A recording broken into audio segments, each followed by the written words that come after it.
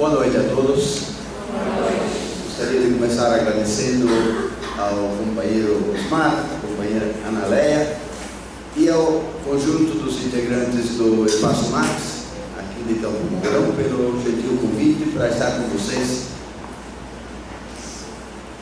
É óbvio que é um prazer renovado, eu já estive aqui algumas vezes e é sempre bom voltar para conversar com vocês. O tema da nossa palestra hoje é, como vocês viram, religiosidade e emancipação humana. Que relevância tem discutir a relação entre essas duas questões? Eu parto da situação atual que a humanidade vive hoje. É inegável, acho que todo mundo percebe, de maneiras diferentes, mas todo mundo percebe que a humanidade atravessa hoje uma crise violentíssima. As desigualdades sociais são cada vez mais intensas, os problemas que a humanidade enfrenta são cada vez mais intensos e suponho que ninguém pode dormir tranquilo simplesmente dizer isto não é comigo. Não importa o que você pense, do ponto de vista ser religioso ou não, você faz parte da humanidade, você não pode se eximir de tomar partido frente a essas questões gravíssimas que a humanidade atravessa hoje. E julgo que a maioria das pessoas que está presente aqui, de alguma forma ou de outra, não importa exatamente qual é o tipo, tem alguma forma de religiosidade. E julgo também que, diante desses problemas que a humanidade atravessa, as pessoas tenham alguma posição, não se contentem, não se acomodem, não se alienem simplesmente e queiram participar de alguma maneira no enfrentamento destes problemas da humanidade. A história tem nos mostrado que inúmeras lutas foram realizadas desde que existe a desigualdade social,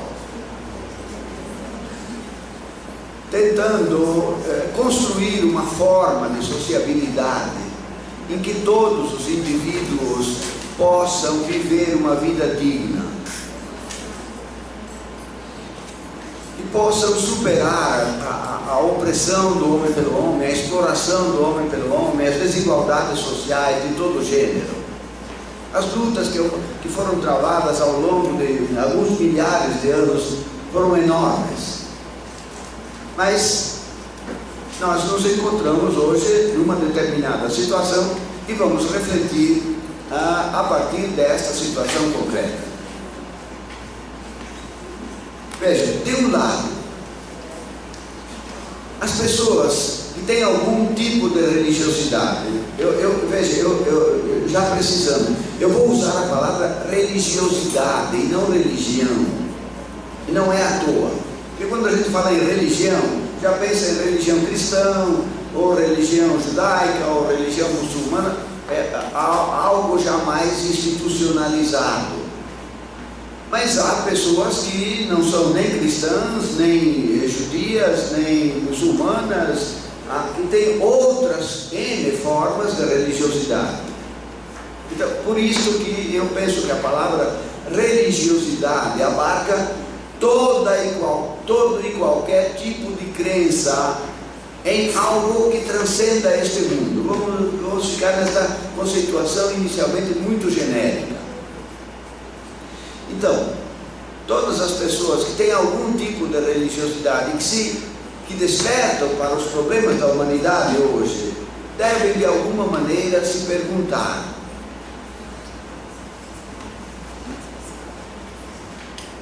em um mundo em que não haja mais desigualdade social, em um mundo em que as pessoas possam realmente viver uma vida digna, caberá a questão religiosa.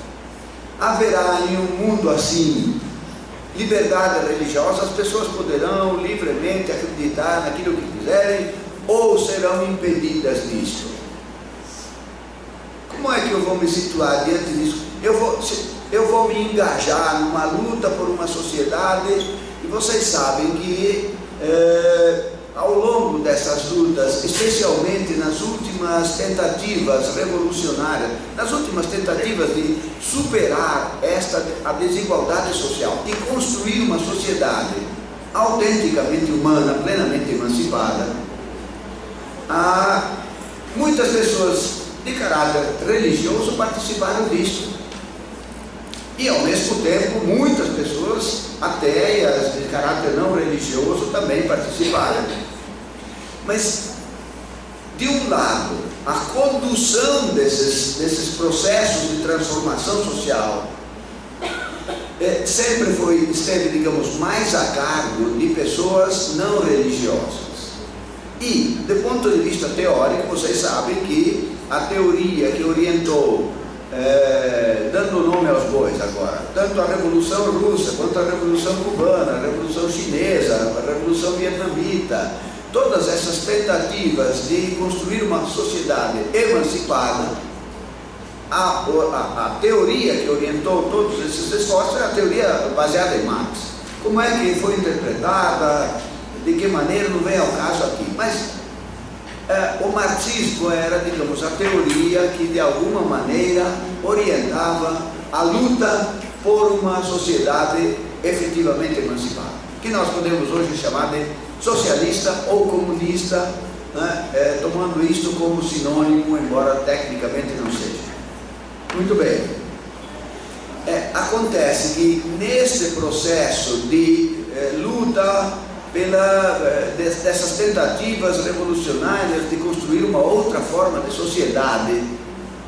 Aliás, antes disso, também é um fato que já vem de longe que as religiões institucionalizadas, sobretudo, sempre estiveram, em grande parte, predominantemente do lado das classes dominantes.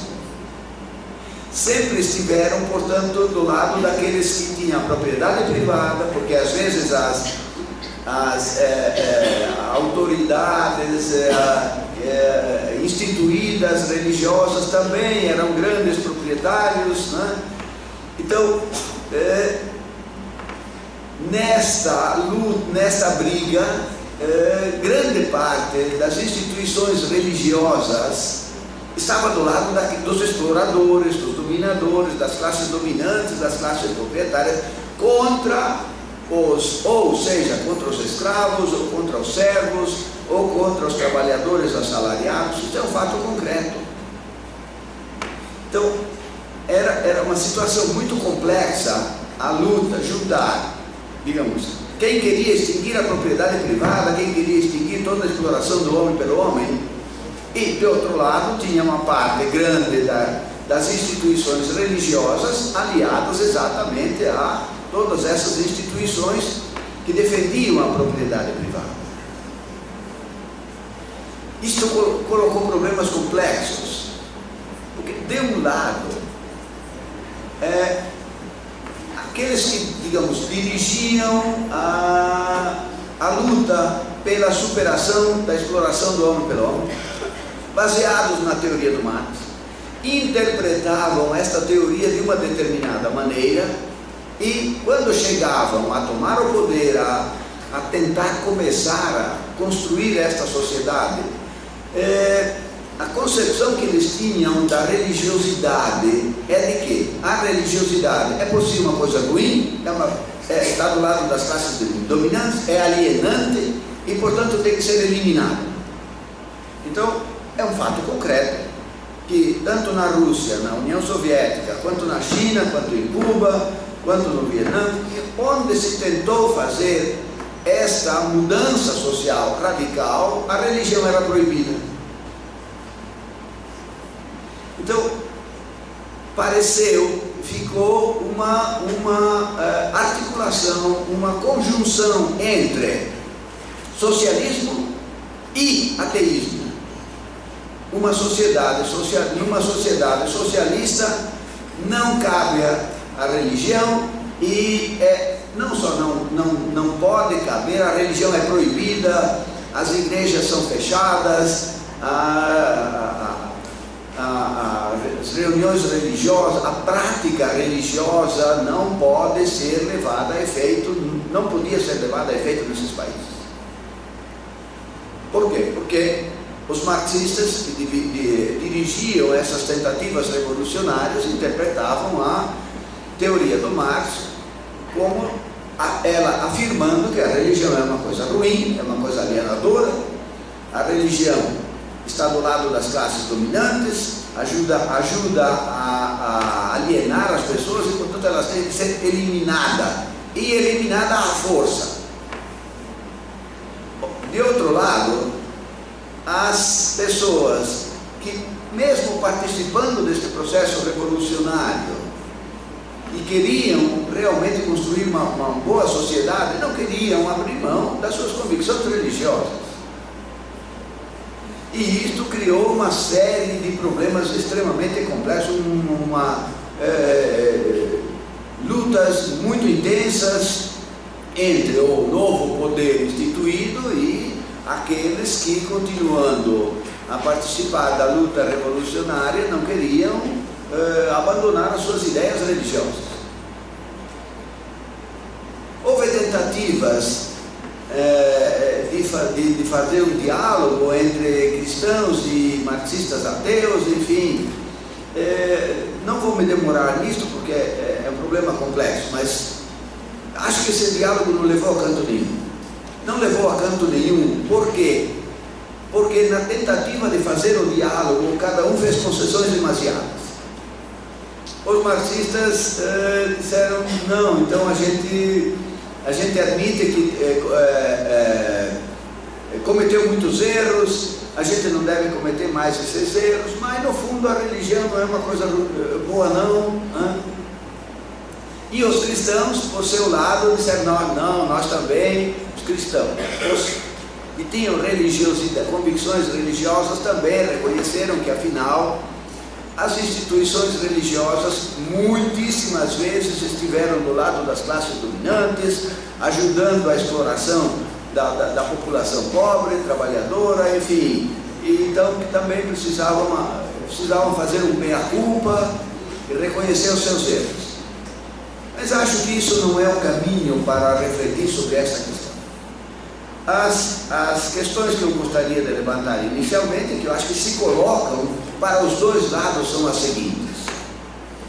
Pode haver plena emancipação humana sem a dimensão espiritual, sem a dimensão religiosa? Isso são as pessoas religiosas que se perguntam. As pessoas que têm alguma religiosidade e querem participar disso, querem lutar contra a desigualdade social, se perguntam: é possível haver plena emancipação humana sem a dimensão religiosa? Segundo, pode haver emancipação humana com a dimensão espiritual? Aí o outro lado é que pergunta. Havendo a continuidade da crença religiosa, pode haver uma plena emancipação humana? O primeiro lado volta a perguntar: quando se atingir uma forma de sociabilidade socialista, comunista, plenamente emancipada, haverá liberdade religiosa? Eu quero participar desta luta, sim, mas eu quero perguntar antecipadamente se lá eu vou ter a liberdade de acreditar naquilo que eu quiser. E se não puder, aí a coisa é complicada, né? Eu vou brigar por uma coisa que depois não vou me deixar, né, acreditar naquilo que eu quero. É complicado. Precisamos, digamos, pelo menos equacionar antecipadamente para eu não entrar numa fria. Eu quero saber onde é que eu vou me meter.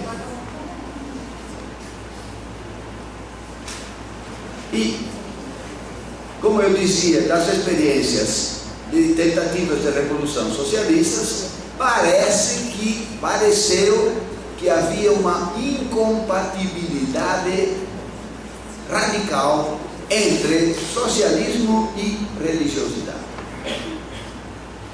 Veja, eu estou usando 3 termos sinônimos: socialismo, emancipação humana e comunismo, né?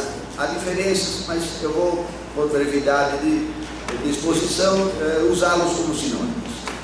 Então, a pergunta, parece que todas as tentativas históricas acabaram demonstrando que haveria uma incompatibilidade entre uma sociedade plenamente emancipada, socialista, comunista, e a crença religiosa.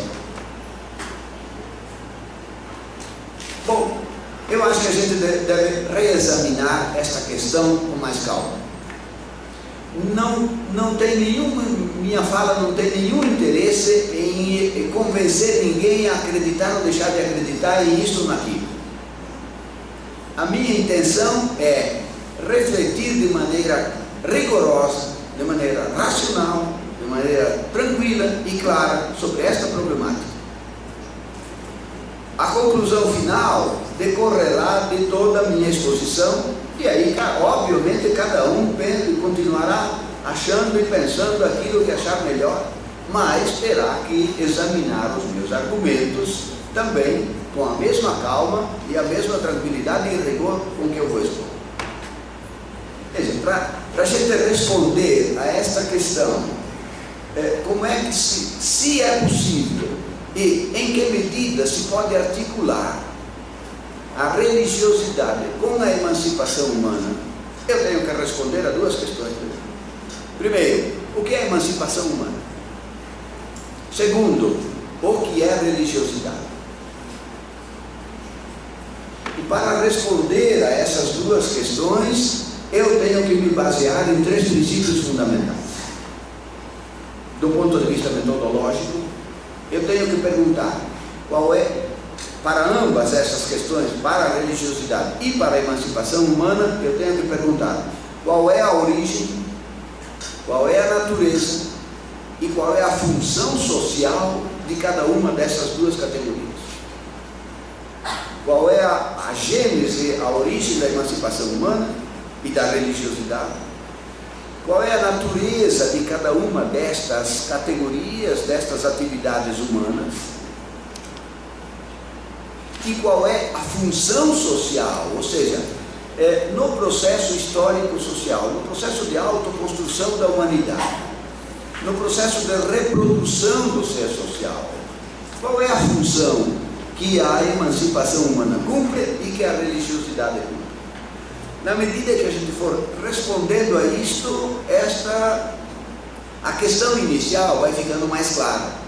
Se é possível e em que medida é possível a articulação entre religiosidade e emancipação humana.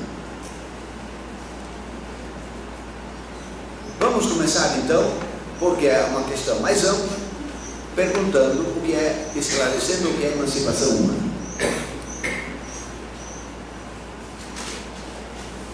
Para responder a esta pergunta, eu não posso partir de uma definição. Emancipação humana é isto, aquilo. Do ponto de vista do método marxiano, não se procede assim. Do ponto de vista do método marxiano, se busca no processo histórico-social como é que nasceu determinado fenômeno, a partir de que condições nasceu determinado fenômeno, e aí a gente vê como é que vai ser constituindo a natureza dele e a função social no processo de autoconstrução da humanidade, que é sempre um processo histórico de larga data, de largos períodos, e que é uma construção sempre histórico-social. Ora, para isto, eu tenho que começar do começo. Qual é o começo da humanidade para mim? O começo é perguntar, né, como é que surge o ser social? Ao identificar o ato do trabalho como categoria fundante da realidade social, eu cheguei no começo. Daí eu venho a partir do começo e vou entendendo como é que surgem todas as categorias sociais. Veja, entendo eu que a realidade social surge na medida em que há uma transição do ser orgânico e inorgânico para o ser social. Surge um novo tipo de ser, que é o ser social. E, no meu entender, quem faz essa transição, esse salto que nós chamamos de salto ontológico, ou seja, uma mudança de qualidade. Você tem aqui um tipo de ser, que é o ser orgânico, e junto com ele um ser inorgânico, e agora surge um outro tipo de ser, que não é mais ser inorgânico e orgânico só, mas é um novo tipo de ser que é diferente, é essencialmente diferente.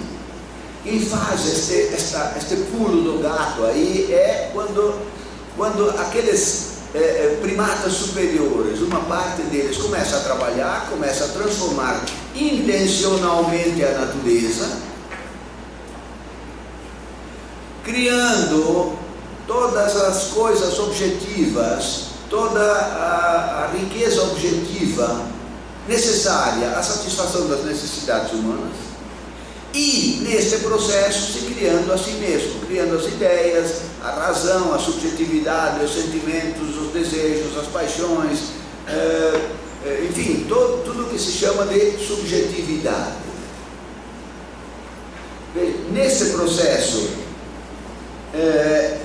o ser humano constrói ao mesmo tempo a realidade objetiva e se constrói a si mesmo subjetivamente. Mas nesse processo também acontece, e é só no ser social que acontece isso, que ele vai se constituindo como uma articulação entre, de um lado, o indivíduo e de outro lado, o gênero. Duas coisas que se articulam entre si, mas duas coisas distintas. Cada um de nós é um indivíduo singular, mas nós todos pertencemos ao gênero humano. Como é que se dá essa articulação entre indivíduo e gênero humano? Através da apropriação pelo ser singular do patrimônio comum ao gênero humano. Através disso, e este patrimônio é tanto material quanto espiritual, nas mais variadas formas, na medida que o ser singular, a potencialidade de se tornar humano, vai se apropriando desse patrimônio comum, material e espiritual, que está à disposição do gênero humano em todo momento, em qualquer momento histórico e social, ele vai se transformando em membro do gênero humano.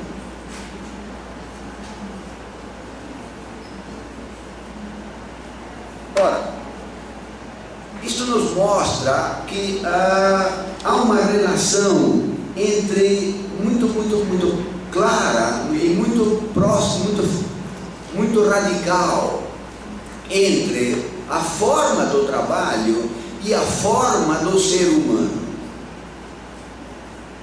A forma como o ser humano vai se construindo depende da forma do trabalho.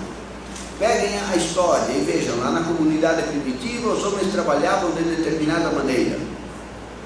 E aí se construíam também de determinada maneira. Construíam um mundo objetivo e toda uma subjetividade, uma maneira de pensar, ideias, uma racionalidade, sentimentos, desejos, enfim, tudo isto tinha uma determinada forma naquela comunidade primitiva. Quando passa para o modo de produção escravista, pelo menos no mundo ocidental, você tem uma outra forma de trabalho e uma outra forma de se constituir, de se construir o ser humano. No mundo feudal a mesma coisa e no mundo atual a mesma coisa. O ato fundante de qualquer forma de sociabilidade é o ato de trabalhar, ou seja, o ato de transformar a natureza, produzindo os bens materiais necessários à existência e produzindo os próprios indivíduos, os próprios seres humanos de determinada forma. Obviamente cada indivíduo vai se apropriando do patrimônio comum de uma forma específica e por isso cria a sua individualidade específica. Mas a nossa individualidade específica de cada um é inseparável da forma capitalista de trabalho hoje, que é a forma de compra e venda de força de trabalho. Sem esta forma de trabalho, a gente não compreenderia a individualidade nossa de cada um no mundo atual.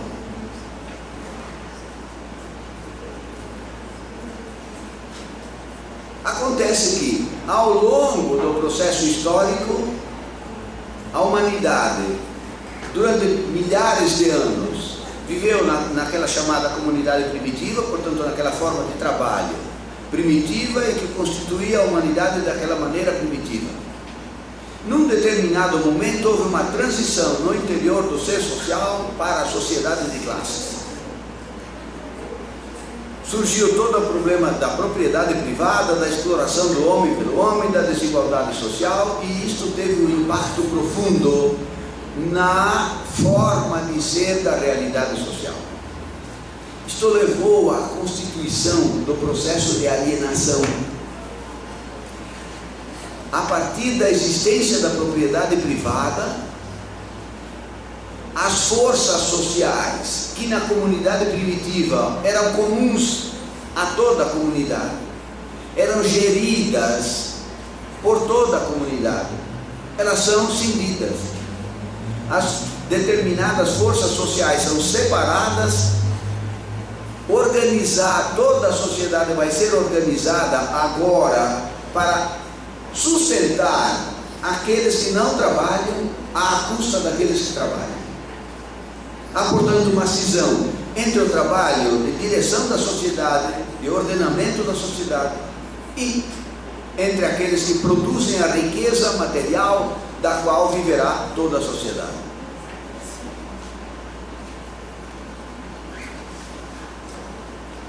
Quando nós chegamos na sociedade atual, o que é que acontece? O ato que funda a sociedade capitalista, como nós sabemos, é o ato de compra e venda de força de trabalho. Este ato, para ser muito breve, este ato, ao contrário das sociedades anteriores, imprime a tudo que os homens produzem o caráter de mercadoria. Todas as coisas são produzidas tendo em vista não o atendimento das necessidades humanas, mas ganhar dinheiro. Tudo que é produzido, portanto, o caráter de tudo que é produzido é o valor de troca e não é mais valor de uso. O valor de uso está subordinado ao valor de troca. Mas não só as coisas externas, não só as coisas no sentido externo objetivo. O próprio ser humano é transformado em mercadoria. Nesta sociedade, todos nós somos mercadoria. Vocês não estão aqui à toa, a não ser se formando para ter uma força de trabalho, ou seja, uma mercadoria para depois ir para o mercado de trabalho para ser vendida, para ganhar um salário, para suprir as suas necessidades. Se vocês não tiverem uma mercadoria que o capital interesse, vocês vão ficar vendo navios. Porque nós não, neste sistema social, nós não valemos pelo que somos, valemos pela mercadoria que temos para vender. Ao capital interessa a mercadoria que você tem para a autorreprodução dele. O resto, se você é uma pessoa com desejos, com intenções, com projetos de vida, com mil interesses, isto para o capitalista não interessa. Interessa se você tem aquela mercadoria que ele quer comprar para ganhar dinheiro, para ele enriquecer. O resto, para ele não interessa. Muito bem. Isto faz com que a forma do humano, esta forma de sociabilidade, seja profundamente alienada. Mas veja, alienada não é a pessoa que não está interessada em nada, que está só viajando, que está acomodada. Alienação, claro que também é isso, mas isso é muito pouco.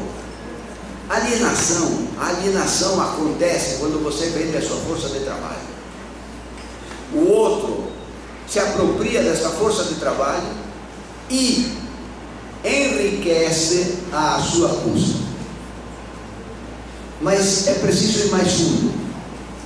Quando você produz uma mercadoria, você não está produzindo apenas uma coisa, o que também é verdadeiro, você está produzindo uma coisa, mas esta coisa aqui que eu produzi, eu estou falando de indivíduos, pensem sempre em termos sociais, em termos de classes sociais.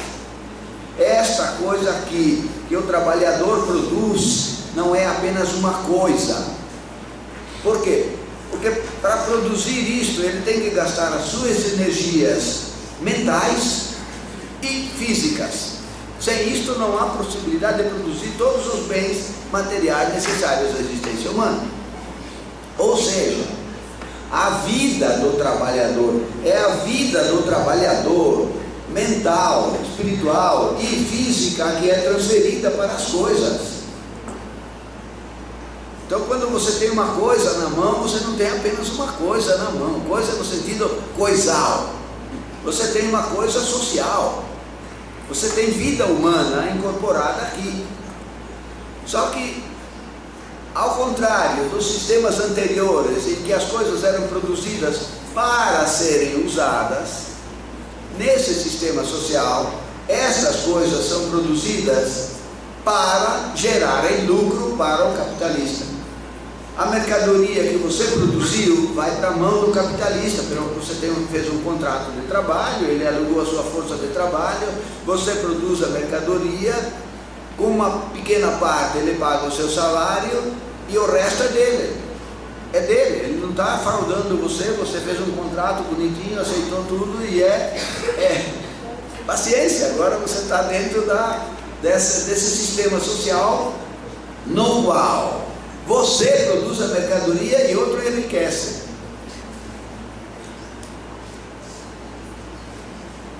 Veja, isto produz uma desumanização profunda e radical dos seres humanos. Todos nós, neste sentido, somos profundamente alienados. Se alguém disser que não é alienado, está mentindo ou não entendeu o que é alienação. Porque alienação não é um problema de consciência. Eu posso compreender todo este processo, posso lutar contra ele, e mesmo assim eu continuo dentro do processo de alienação, porque não tem como sair, a não ser indo para a chamada emancipação humana. O que eu queria frisar para vocês é que, sob a forma da propriedade privada, qualquer que ela seja, mas especialmente sob a forma atual, que é a forma capitalista, a deformação do ser humano é alguma coisa insuperável dentro desta forma. Você pode ter uma deformação maior ou menor, um pouco mais para cá, um pouco mais para lá. Portanto, só um parênteses, que eu não posso deixar de fazer alusão a isso. Quando as pessoas dizem, eu quero lutar por um mundo mais humano, mais livre, mais solidário, ou ele não está sabendo o que está dizendo, ou está profundamente iludido. Mundo mais humano, mais solidário, mais livre, existe dentro do capitalismo. Uma sociedade, pulando para a questão da emancipação humana, uma sociedade plenamente emancipada é uma sociedade livre, igualitária e plenamente humana. Não tem mais. Pode tirar o mais aí. É uma sociedade onde as pessoas são livres. Eu vou já mostrar o que é ser livre. É uma sociedade onde as pessoas são livres, onde todas as pessoas são iguais. Eu também vou falar o que é igualdade. E onde as pessoas podem efetivamente viver uma vida digna. Não é mais digna, não é mais livre, não é mais igualitária. É simplesmente livre, digna, igualitária, plenamente humana. Para isto é preciso apenas uma coisinha de nada, que é acabar com esse sistema social e criar um outro sistema, né, fundado em outra forma de trabalho. Esta forma de trabalho que funda esta forma de sociabilidade não permite, e hoje nós vemos concretamente, e cada dia mais nós vemos isso, não permite que os indivíduos se tornem membros plenos do gênero humano. Volto só um pouquinho nesta questão. Veja, o que é, eu já disse, mas gostaria de frisar mais. O que é se tornar membro do gênero humano? Lembra que eu disse antes? O ser singular, que tem potencialidades de se tornar humano, para se tornar efetivamente humano, tem que se apropriar da riqueza material e espiritual, cultural, intelectual, que perfaz o patrimônio da humanidade naquele momento histórico, para que ele então possa se tornar membro pleno do gênero humano. Transportando isso para o mundo de hoje, para que todos os indivíduos que compõem o gênero humano hoje pudessem se tornar membros plenos do gênero humano, precisariam ter acesso à riqueza material, vulgo, comer bem, se vestir bem, habitar bem, ter acesso, enfim, a essas coisinhas, besteirinhas básicas, não é? Portanto, a riqueza material e aos bens espirituais, toda a cultura que a humanidade produziu e que foi amealhando ao longo do tempo, é preciso ter acesso a isto. Isto não é uma opção. A gente precisa ter muito claro isso. Isto não é uma, eu não gosto disso, você pode gostar, mas eu não gosto. Você ter acesso a, só para dar um pequeno exemplo, você ter acesso à grande arte, sob todas as suas formas, não é uma opção, não é uma questão de você quer, eu não quero. Quem não quer é porque ou não entendeu a importância disso, ou então não está querendo se humanizar. O problema é que nós estamos tão emburrecidos, tão estupidificados, que nem compreendemos muitas vezes a importância do que é o acesso à grande cultura amealhada pela humanidade. E o que isto nos faz de humanos. Bom, voltando à questão então. Nesse sistema social, a maioria das pessoas não tem acesso nem aos bens materiais, nem aos bens espirituais da humanidade, que permitiriam que eles se tornassem indivíduos plenos do gênero humano. A outra parte que tem acesso a isso, só tem acesso roubando a vida dos trabalhadores. Veja o imbróglio que nos conduziu a esta sociedade. E pior ainda, ou mais grave ainda, em um momento que nós estamos hoje, em que haveria condições de todos terem acesso a ambas estas categorias, tanto a categoria material quanto a categoria espiritual.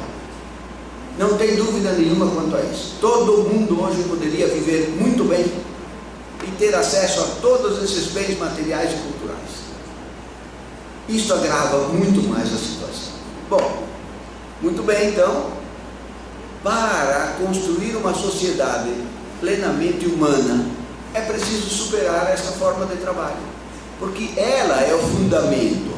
Ou você tira este fundamento, ou o resto não se constrói adequadamente. Para construir uma forma de sociabilidade plenamente emancipada, é preciso colocar outro fundamento. E outro fundamento é outra forma de trabalho. E a outra forma de trabalho tem um nome claro. Se chama trabalho associado.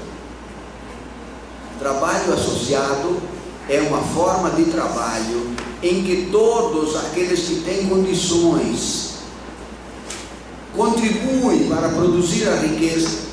Ninguém compra e vende ninguém nada. A riqueza produzida já não tem mais valor de troca, mas valor de uso. Ela é produzida para atender às necessidades humanas e não para ganhar dinheiro. Com isto, o tempo de trabalho requerido para produzir esta riqueza será muito pequeno, por causa da enorme tecnologia que existe e que poderia ser criada. O tempo livre será enorme. E é exatamente no tempo livre que as pessoas poderão ter mais a possibilidade de fazer aquilo que gostam, de ter acesso aos bens espirituais, culturais, enfim, de realizar as suas potencialidades de uma maneira mais plena. O trabalho associado é a forma mais livre possível do trabalho humano, porque é um trabalho livremente aceito, trabalho conscientemente aceito, um trabalho coletivamente organizado, e um trabalho em que todo mundo contribui. Não é algumas pessoas trabalham e as outras vivem na maciota, vivem à custa do trabalho. Ninguém vive à custa do trabalho de ninguém. Isto eleva a humanidade ao patamar mais elevado possível da sua existência. Os indivíduos serão, aí sim, aí os indivíduos serão livres. Livre, você é livre quando você tem as suas necessidades materiais satisfeitas de forma adequada, em quantidade e qualidade, e quando, a partir disto, você tem um enorme tempo que, de fato, você pode dizer: agora eu vou fazer aquilo que eu quero, aquilo que eu gosto, aquilo que me interessa, desenvolver as minhas potencialidades. É claro que tanto esse trabalho de criar a riqueza material, quanto desenvolver as minhas potencialidades, sempre terá um caráter social. Eu não posso ser livre sozinho. Ninguém poderia criar toda a riqueza material que precisa sozinho. Só pode ser uma atividade coletiva. Só pode ser uma atividade conscientemente organizada pela coletividade humana. E só pode ser uma atividade de caráter universal, que toda a humanidade participe. Veja, esta é a forma mais elevada da liberdade humana, da autorrealização humana. Nesse momento, os homens serão senhores da sua história. Veja, até agora, se você pega a comunidade primitiva, lá mais ou menos de 100 mil anos atrás, aí passando pela existência da propriedade privada, mais ou menos há 10 mil anos atrás, e chegando até hoje, nesta forma de sociabilidade, as formas da liberdade são diferentes, mas nunca o ser humano atingiu o seu grau maior de liberdade possível. Porque nesta sociedade, que é, digamos, onde tem mais liberdade, quem manda na nossa vida, vocês já sabem quem é, né? O Senhor Dinheiro é que manda na vida da gente. Se você tem dinheiro, você vale alguma coisa. Se você não tiver, você não vale nada. Você tem alguma mercadoria vendável, você vale alguma coisa. Não tem mercadoria vendável, você é um inútil, é um traste, é algo que não vale nada. Ora, nessa sociedade, portanto, não somos nós que comandamos a nossa vida, não somos nós que escolhemos as coisas. Aparentemente sim, mas de fato, no final, e não é, veja, você pode ter montanhas de dinheiro. É uma ilusão pensar que quem tem montanhas de dinheiro, quem se apropriou desses milhões que a gente está vendo hoje aí, né? Todo dia agora nos jornais aí, que não é nem milhares, é milhões, e às vezes bilhões. É uma ilusão pensar que estas pessoas são livres, porque quem manda na vida deles é também o dinheiro. Claro que eles têm muito mais condições de acesso a N bens, etc. Mas quem manda na vida deles também é o dinheiro. Enfim, a humanidade só pode ter acesso à forma mais elevada da liberdade, na medida em que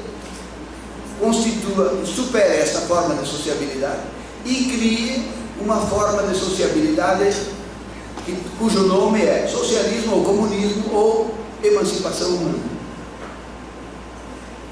Bom, na suposição de que tenha ficado minimamente claro o que é emancipação humana, vamos agora pegar a questão da religiosidade. Com os mesmos princípios, qual é a origem? Só para relembrar, a origem da emancipação humana está na forma do trabalho. Origem, só para precisar a questão, origem não é uma questão cronológica, é uma questão, desculpe o palavrão, ontológica. Ontológico se refere ao que a coisa é na sua essência. Ontológico se refere àquelas condições essenciais para que algo possa vir a existir. Então, a emancipação humana só pode vir a existir tendo como condição essencial o trabalho associado.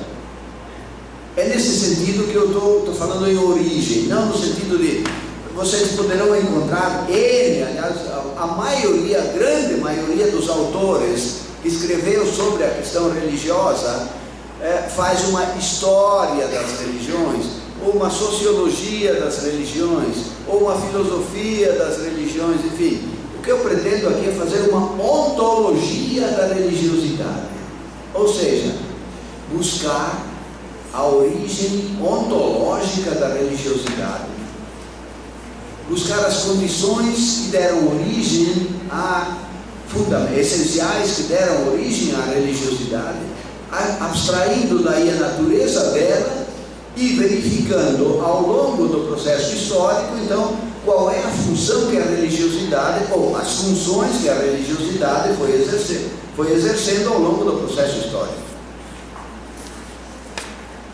Muito bem. Antes de entrar propriamente no tema,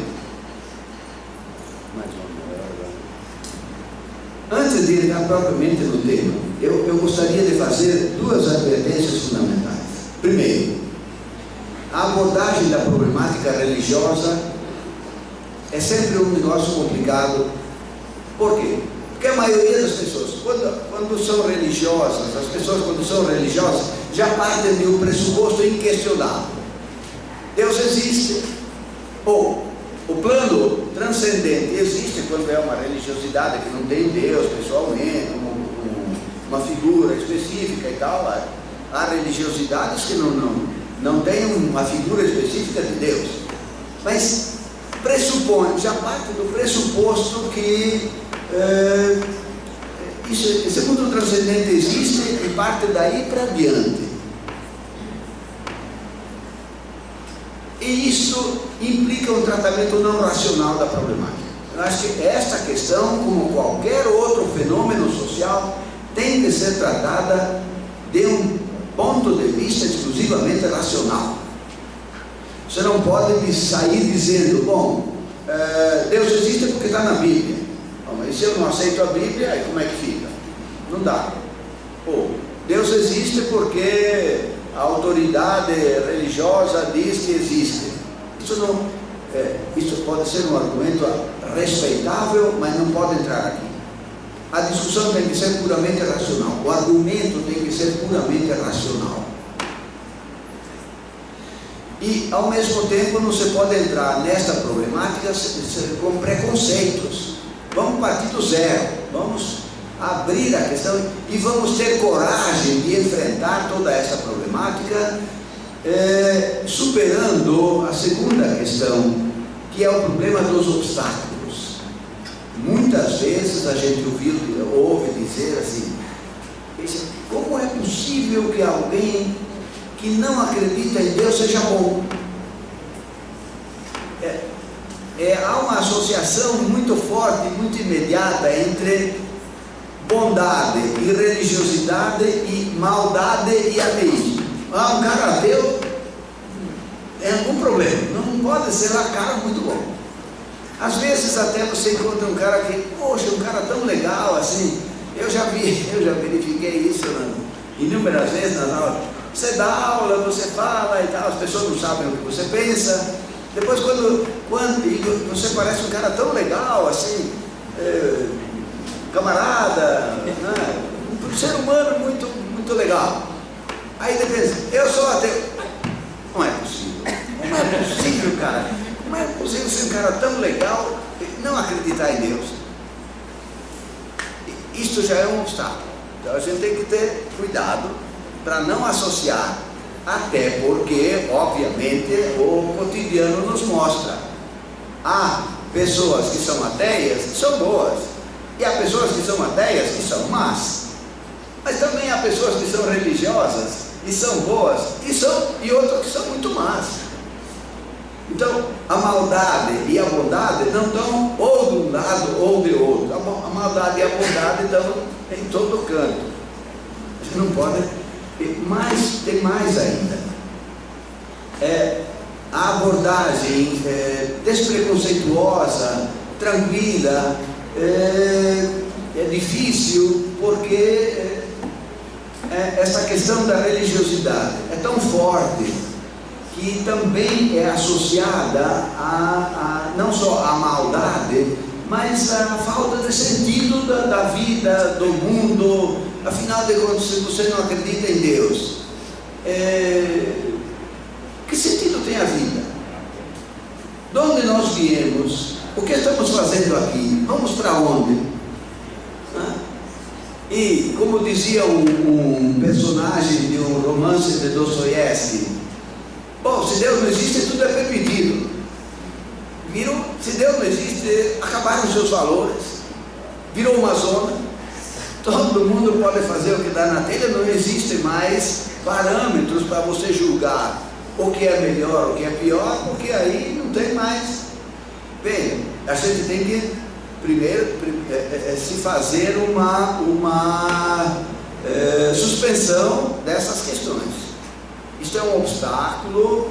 A formação religiosa impede muitas vezes, e a gente tem que fazer um esforço para poder deixar isso de lado e tratar essa questão religiosa de uma maneira tranquila, rigorosa, respeitosa.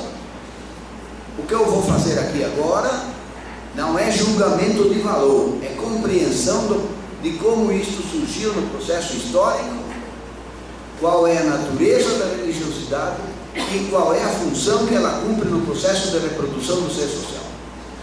E, obviamente, estou à disposição para ouvir críticas e divergências sem problema nenhum. Então, vamos lá. Veja, eu vou voltar de novo ao meu pressuposto fundamental. Se esse pressuposto que eu coloquei na mesa antes, eu vou colocar de novo agora, for falso, toda a minha argumentação cairá por terra. Como eu particularmente acho que ele é muito sólido, vou continuar a usar este argumento. Parto do princípio de que o trabalho é a atividade sem a qual não existe humanidade.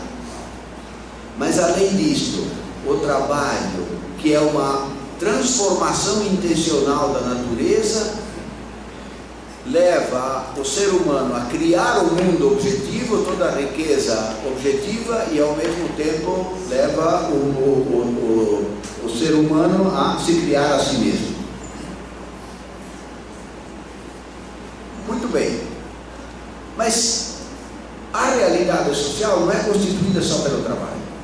A categoria do trabalho é uma categoria fundamental, essencial, a categoria mais essencial do ser humano, do ser social, mas não é a única. Além do trabalho, você sabe que existem N outras categorias. Existe a linguagem, existe a ciência, a filosofia, o direito, a política, a arte, a religião, a educação. Existem N atividades humanas que surgem a partir do trabalho ou como requisição do trabalho, mas não são trabalho. Agora, precisamente, trabalho é apenas, na minha concepção, que vem de Marx, Trabalho é apenas a transformação intencional da natureza para criar a riqueza material necessária à satisfação das necessidades humanas.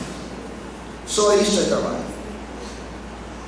Todas as outras atividades são atividades humanas, sem dúvida nenhuma. São atividades que tenham, no fundo, o mesmo modelo do trabalho, porque o modelo do trabalho é aquele da prévia ideação. Primeiro você constrói a casa na sua cabeça, para depois construí-la efetivamente, buscando os materiais da natureza. Em todas as atividades, dar aula é a mesma coisa. Eu preparo a minha aula, portanto, antecipadamente preparo a minha aula e vou buscar os materiais necessários. Do outro lado tem os alunos e vamos fazer uma série de atividades. É a mesma coisa, só que esse é no sentido geral. Mas nenhuma das atividades que não seja o trabalho transforma a natureza. Bom, mas junto com o trabalho você tem a linguagem. Não há trabalho sem linguagem no sentido amplo do termo, porque trabalho implica uma atividade coletiva. Atividade coletiva implica comunicação entre as pessoas. E, portanto, a comunicação, a linguagem, nesse sentido mais amplo do termo, é uma requisição para que o próprio trabalho possa ser executado. Mais ainda, a ciência, a educação e a socialidade são também requisições, categorias que surgem junto com o próprio trabalho. Eu não vou me demorar nisso para poder ir mais adiante. Mas, na medida que eu trabalho, veja, mais um detalhe: o trabalho humano, pela sua natureza, tem a capacidade de produzir sempre algo novo. Lembram que o João de Barro constrói a casinha dele, muito legal, muito bonitinha, mas sempre do mesmo jeito. A abelha constrói a colmeia, muito legal, muito bonitinha, mas sempre do mesmo jeito que a formiga e o castor, enfim, todos os animais fazem sempre a mesma coisa.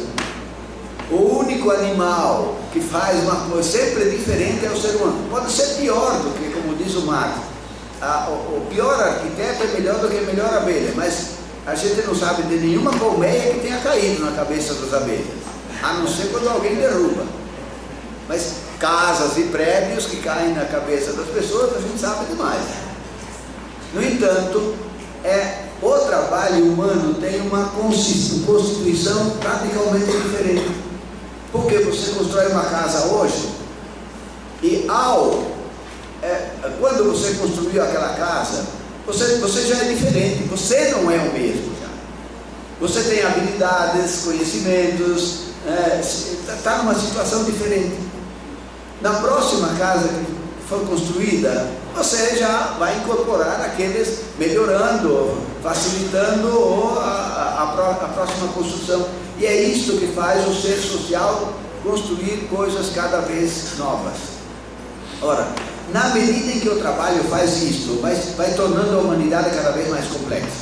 A realidade social vai se tornando cada vez mais complexa. Uma coisa era construir aquele machado primitivo lá de pedra e um pedaço de pau e um pedaço de corda, e outra hoje, o machado, né, que se constrói hoje. Óbvio que é muito diferente.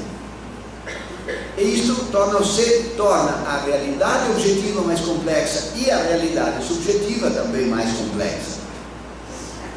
Portanto, todas essas outras atividades humanas vão surgindo para... Isso agora é importante para a gente compreender, ao meu entender, a religiosidade. Todas essas outras atividades humanas vão surgindo para responder a determinada demanda social, determinada necessidade da sociedade, que se põe a partir da complexificação do trabalho. Surge determinada necessidade. Esta necessidade não pode ser respondida diretamente pelo trabalho. E aí precisa surgir outro tipo de atividade. Voltando para a linguagem, a comunicação, aliás, o trabalho é a relação do homem com a natureza. Mas para fazer o trabalho é preciso que os homens se comuniquem entre si. Então a linguagem surge porque há um novo tipo de necessidade que não é possível satisfazer no âmbito do trabalho. Ora, assim surge a linguagem, a socialidade, a ciência, a educação, porque nós nascemos sabendo o que temos que fazer, temos que ser educados. Depois disso, mais adiante, surge a arte, surge a filosofia, surge o direito, surge a política e surge a religiosidade.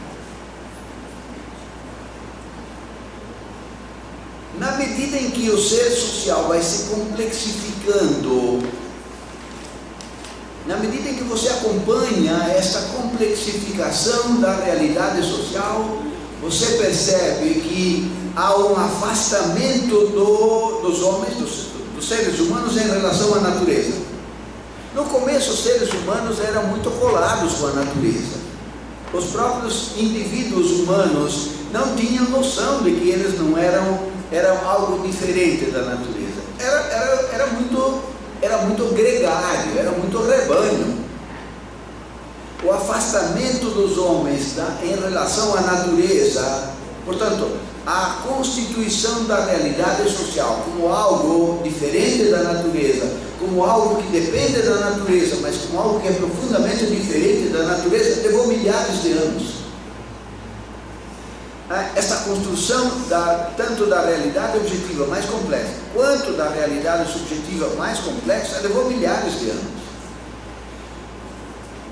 A compreensão de como é que surgiu, a partir dessa forma primeira de trabalho da religiosidade, é um negócio complexo. Por quê? Porque não há documentação. A documentação que nós temos, a partir das últimas pesquisas, a respeito digamos, das primeiras manifestações religiosas, que são o sepultamento e os rituais que acompanhariam o sepultamento, e portanto, o que provém daí a ideia de que haveria uma outra realidade para além deste mundo, enfim. A documentação que se tem, que é muito precária, data mais ou menos de 30 mil anos. É naquelas cavernas que existem na Espanha, na França ou na Alemanha, em alguns lugares da Europa e também na África do Sul, que se descobriram, deve haver em outros cantos, mas enfim, o estágio da pesquisa está até aí hoje. É de mais ou menos de 30 mil anos para cá que a gente tem essa documentação que indica que há algo de elementos que parecem indicar que aquelas populações acreditavam em algo que transcendesse esse mundo. Ora, é claro que isto essas populações já estavam no estágio, digamos, se nós considerarmos a história da humanidade como humanidade de 100 mil anos, 30 mil anos já é um percurso de 70 mil anos. Nesse sentido, não comparando conosco, mas nesse sentido, essas populações que faziam estes atos de sepultamento, esses rituais, que tinham essas crenças, que parecem documentadas razoavelmente, eram populações muito avançadas. Portanto, eram pessoas muito mais complexas do que aquelas primitivas de 100 mil anos atrás. Eram pessoas que tinham uma subjetividade muito mais desenvolvida do que as populações anteriores. E, portanto, eram pessoas que já começavam a se interrogar sobre a sua própria existência. Na medida que foram se destacando da natureza, foram se compreendendo, se vendo como seres diferentes da natureza, foram começando a se indagar sobre a sua origem, sobre a sua vida, e sobre os fenômenos da natureza e sobre os fenômenos subjetivos. Veja, esses primitivos, tomando de 100 mil anos para cá, até esses 30 mil anos, viviam numa relação com a natureza muito complexa. Você imagina aqueles primitivos enfrentando enchentes, incêndios, tempestades, secas, doenças, enfim, os fenômenos da natureza que esses primitivos durante todo este período enfrentavam eram muito complexos e muito poderosos. O impacto que esses fenômenos da natureza tinham sobre os indivíduos era muito grande. Uma seca que devastasse o lugar onde eles moravam significava muitas vezes fome, podia significar até a morte, ou significava que eles tinham que sair daquele lugar e ir para outro. Enfim, todos esses fenômenos da natureza impactavam muito profundamente a mente daquelas pessoas. E obviamente eles começaram a atribuir a estes fenômenos da natureza que eles não conheciam, que eles não sabiam explicar e que eram poderosos e determinavam a vida deles, eles começavam a atribuir poderes grandes a esses fenômenos e começavam a nomear esses fenômenos. Isto é documentado em todas as populações. Vocês podem pegar todas as culturas, aí a história das religiões entra e é interessante para documentar isso. Cada povo, por causa da sua vivência numa situação particular, criava uma forma de interpretação desses fenômenos. E na medida em que houvesse algum tipo de fenômeno naquela região, para aquela população, que tivesse um impacto profundo na vida daquele povo, aquele fenômeno que poderia ser um animal, uma rocha, um rio, enfim, uma árvore, tinha um impacto profundo na vida daquele pessoa, e aquilo virava, aquele fenômeno era atribuído um poder superior, porque a vida, muitas vezes a vida daquela população dependia daquele tipo de fenômeno, daquele animal, daquela árvore, ou enfim. Agora que eu comecei. Muito bem, vou correr um pouquinho então. Então, a religiosidade surgiu nesse momento como uma resposta a essas questões. Essas pessoas mais complexas começaram a se interrogar sobre isso, começaram a verificar, a tentar entender todos esses fenômenos e foram criando a religiosidade. O que é a religiosidade neste caso? É um conjunto de crenças não racionalmente fundadas, mas que entende que atribui a estes fenômenos da natureza um poder que de fato nós sabemos que eles não têm. Além disso, acontece um outro fenômeno importantíssimo para entender o surgimento da religiosidade. Esses mesmos indivíduos, na medida em que se tornaram mais complexos, foram percebendo que eles tinham uma determinada configuração que incluía uma parte natural, né, corpo físico natural, mas ao mesmo tempo uma parte que não era física, não era material. O pensamento, as ideias, o espírito, os sentimentos, tudo isso tinha que ser explicado, tinha que ser entendido. Então, nasce daí, entendo eu, a divisão entre espírito e matéria. Mas o espírito, obviamente para eles, e depois continua durante longos séculos, o espírito não pode nascer da matéria, porque o espírito não é material, o desejo não é material, as ideias não são materiais, o pensamento não é material, nada disso. Ele tem que vir de algum outro lugar, ele tem que vir de fora. Daí junto com a explicação dos fenômenos da natureza, a criação de um universo que transcenda este mundo é apenas um pequeno passo. Então, a origem da religiosidade, entendo, a origem ontológica da religiosidade está nisto.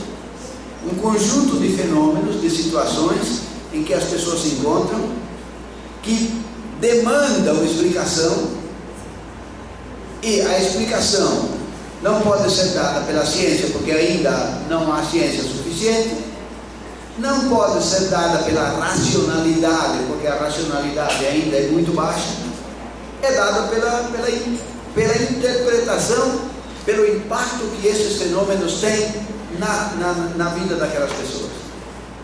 Vocês podem ver que cada população, cada povo cria os seus deuses. E cada tipo de deuses é perfeitamente compreensível dentro daquela concretude daquela população. Com o avançar do tempo é que se chegou a um ser, né, alguns povos chegaram a constituir uma religiosidade mais estruturada, mas sempre dentro desse espírito, sempre construindo um mundo para além deste. Muito bem. Interveio com o surgimento da propriedade privada, das classes sociais, da exploração do homem pelo homem, há uma virada nisto. Aí, o mundo que os homens criam é um mundo que eles não dominam, que eles não compreendem e que eles não dominam.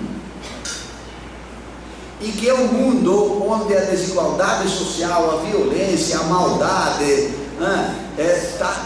é muito intensa.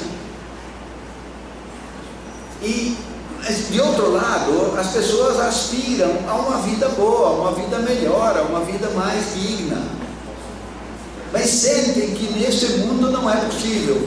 E aí, aquela forma religiosa primitiva é transformada, criando um outro mundo transcendente que vai satisfazer, dentro do qual então sim as aspirações humanas de uma vida justa, boa, digna serão satisfeitas. A religiosidade ganha funções diferentes agora. Nesse mundo alienado, né? Veja, no primeiro mundo, no mundo primitivo, o homem ainda não se encontrou a si mesmo, não sabe, não se compreende e não é capaz, obviamente, de compreender a sua história. Neste mundo da propriedade privada, no mundo alienado, o homem agora se perdeu. Perdeu a sua essência, porque a essência agora é roubada pela propriedade privada. O que é a essência humana? É ter uma vida digna, ter uma vida boa, todo mundo viver bem, mas a forma concreta da propriedade privada, da exploração do homem pelo homem, impede isso.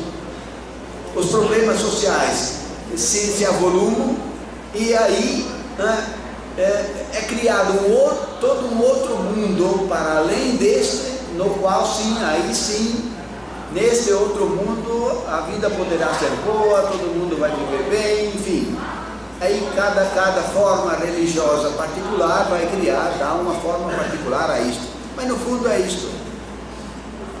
A alienação material produz uma transferência deste mundo malvado para o outro mundo que seria o mundo bom. E aí, obviamente, na medida em que as formas religiosas vão ganhando uma institucionalização, elas se articulam com a propriedade privada. Então, veja, a religiosidade, aí neste caso, com a existência da propriedade privada, ganha duas funções diferentes. De um lado, as pessoas que sofrem a exploração protestam contra isso. A religião, e o Marx diz claramente isso, a religião é ao mesmo tempo um protesto contra este mundo maluco, perverso, onde as pessoas sofrem tanto e não podem se realizar plenamente como seres humanos. É um protesto contra isso. Não é um protesto intencional, não é um protesto consciente, não é? Mas é um protesto no sentido de que, bom, nós queremos outro mundo, nós não queremos este. E ao mesmo tempo é uma forma de alienação, é um protesto e é uma forma de alienação, porque você está transferindo para um outro mundo depois da morte, um mundo que você não vê como possibilidade de criar aqui. As formas mais diversas, nós podemos ver isso desde o tempo do escravismo até hoje, né? E nós chegamos na situação de hoje em que, né, por mais que as pessoas religiosas se esforcem para compreender este mundo, os problemas deste mundo, se engajem na luta pela transformação deste mundo, pela criação de um mundo bom aqui, no fim sempre deixam a porta aberta, porque melhor mesmo vai ser o outro. Este aqui pode ser bom, este aqui pode ser bem melhor do que este que nós vivemos hoje, mas o outro vai ser muito melhor, porque aí a vida eterna, enfim, o mundo transcendente vai ser muito melhor. Veja, nesse sentido, eu acho que é perfeitamente possível haver uma articulação entre todos aqueles que, tendo crenças religiosas, se indignam contra as desigualdades sociais, contra a exploração do homem pelo homem, querem participar da luta pela criação de uma sociedade mais justa, e aqueles que, não tendo convicção religiosa nenhuma, entram nessa luta também. Mas mais ainda, entendo eu, se a humanidade conseguisse, todo este conjunto de pessoas que, compreendendo essa realidade até o seu fundo, compreendendo a necessidade de superação da propriedade privada, da superação da exploração do homem pelo homem, da criação de um mundo efetivamente humano, igualitário, livre e justo para todo mundo, na medida em que este mundo for criado, a meu ver, acontecem duas coisas. Primeiro, não há a mínima possibilidade, e não cabe numa teoria séria marxiana a possibilidade de dizer no mundo plenamente humano as pessoas vão ser proibidas de pensar, de acreditar no que quiserem. A religiosidade é uma resposta a uma demanda social, e só na medida em que essa demanda social for satisfeita, ela desaparece. Enquanto essa demanda social não for satisfeita, ela não desaparecerá. Não há força nenhuma no mundo que seja capaz de impedir, de acabar com esta forma de pensar, de crer. As pessoas podem até, a gente sabe que as pessoas sofrem até perseguições e se opõem a isso de todas as maneiras, claro, mas numa sociedade comunista, em princípio, as pessoas obviamente poderão crer naquilo que quiserem. Não faz sentido impedir as pessoas, proibir, muito menos pela força política, pela força militar repressiva, acabar com a religião. Não se acaba com uma demanda social a não ser tirando a base material que faz com que surja essa demanda social.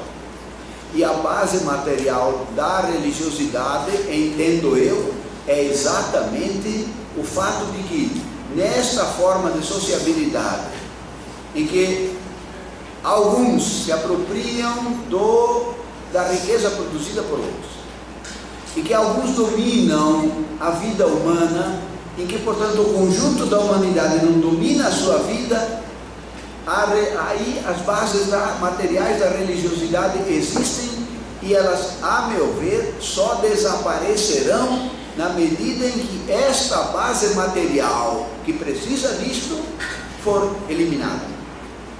Vou ler só para terminar, porque tem gente repressiva aqui do meu lado, 2, 3 parágrafos do que o Marx diz sobre a religião, que eu acho que são significativos. Veja, na crítica da filosofia do direito de Hegel, na introdução. É este o fundamento da crítica não religiosa. O homem faz a religião. A religião não faz o homem. E a religião é de fato a autoconsciência e o sentimento de si do homem, que ou não se encontrou ainda, ou voltou a se perder. Não se encontrou na comunidade primitiva, ainda voltou a se perder na sociedade de classes. Não se perder significa não dominar o processo histórico. O homem, mas o homem não é um ser abstrato. O homem é o mundo do homem, o Estado, a sociedade. Este Estado e esta sociedade produzem a religião, uma consciência invertida do mundo. Porque o mundo está invertido. Porque o próprio mundo está invertido. Veja, o que é a inversão do mundo hoje? É o produto dominar o produtor. A mercadoria, pegando a mercadoria fundamental do mundo de hoje, que é o dinheiro dominar a gente.